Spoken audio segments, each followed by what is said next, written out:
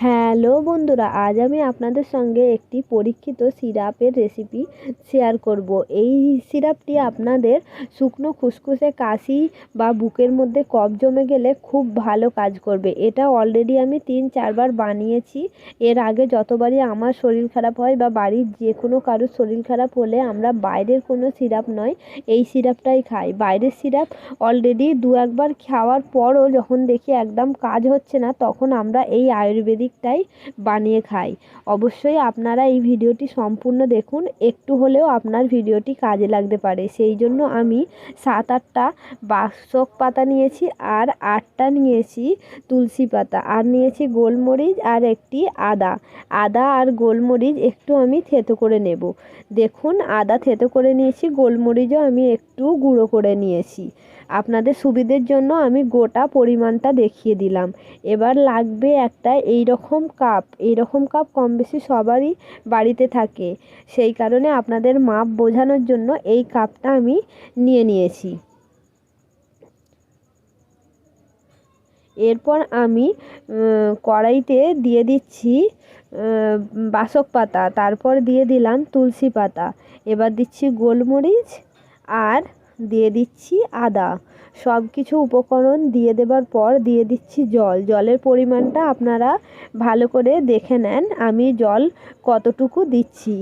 4 cup দিয়ে দিয়েছি, আর 1 cup দেব, মানে মোট কথা হচ্ছে 5 কাপ জল দিতে হবে। 5 কাপ জল দেবার পর এবার আমি ঢাকা দিয়ে দিচ্ছি। দেখুন, ঢাকা তুলে নিয়ে দেখাচ্ছি, একদম জলটা সম্পূর্ণভাবে ফুটতে শুরু করেছে, কিন্তু সিরাপটা এইভাবে ফোটালে হবে না। সেই কারণে এবার চুলোর উনুনটা আমি একদম কম করে দিচ্ছি, আর বলক ওঠাটা আপনাদের দেখিয়ে দিন। দেখুন কীরকম একদম স্লোভাবে বলকটা উঠছে, ভালো করে দেখে নেন। এইভাবে করে ফুটিয়ে নিতে হবে 25 থেকে 30 মিনিট, মানে যতক্ষণ না জলটা একদম প্রপারভাবে ফুটে যাচ্ছে আর একদম কালারটা যতক্ষণ না চেঞ্জ হয়ে যাচ্ছে। আপনাদের বাড়িতে ঠাকুমাদের আপনারা এটা নিয়ে জিজ্ঞাসা করে দেখতে পারেন, আগেকার দিনে ঠাকুমারাও কিন্তু এভাবে করেই সর্দি কফ ভালো করতেন। এবার আমি ঢাকা দিয়ে দিয়েছি। 25 মিনিট পর কোনো ঢাকা না তুলে দেখে 25 মিনিট পর দেখুন জলটা একদম কমে গেছে, একদম 1 কাপ অবশিষ্ট আছে। এটা আমি একটি পাত্রে ঢেলে নেব। আপনারা যদি বাচ্চাদের খাওয়াতে চান তাহলে কিন্তু একটু মধু মিশিয়ে খাওয়াবেন, আর আপনারাও যদি তিতো খেতে সমস্যা থাকে একটু মধু মিশিয়ে খাবেন। ভিডিওটি যদি একটু আপনার কাজে লাগবে বলে মনে হয়, অবশ্যই ভিডিওটিকে একটি লাইক করবেন, কমেন্ট করে আপনার মতামত জানাবেন, আর আপনার বন্ধুবান্ধব আত্মীয় স্বজনের সঙ্গে শেয়ার করবেন।